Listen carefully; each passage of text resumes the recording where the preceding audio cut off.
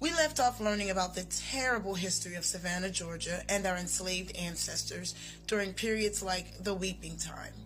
We also learned about the progress our ancestors made during the first half of the Reconstruction era.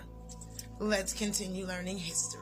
By 1875, our first newspaper was published in Savannah called the Color Tribune, later named the Savannah Tribune, by John H. DeVoe, Lewis B. Toomer Sr., and Lewis M. Pleasant. Our ancestors owned more than $9 million in property in today's market. By 1880, over 250 of our ancestors operated over 40 different types of businesses. During the 1880s, our ancestors also started to try and use our voting power in Savannah. Mr. Aaron Bradley escaped slavery, studied law, and moved to Savannah. He organized our ancestors and strongly suggested we seize abandoned plantations. He helped us get into labor unions like the Union League and the Georgia Colored Farmers Alliance, and was one of the most arrested men of his time. Not too fast though, because Jim Crow was here and it was tired of us. It was ready to show its ugly head. And on August 18th, 1889,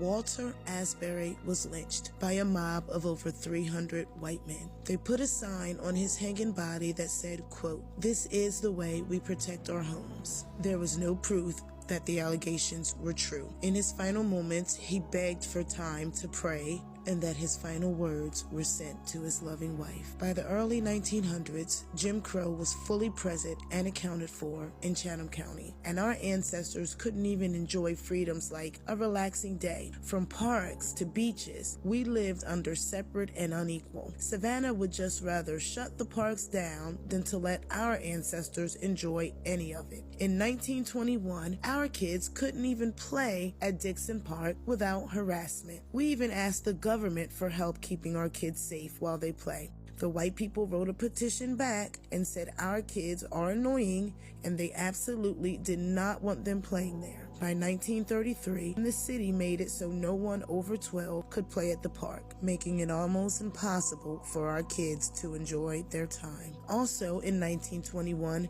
Daffin Park Lake opened.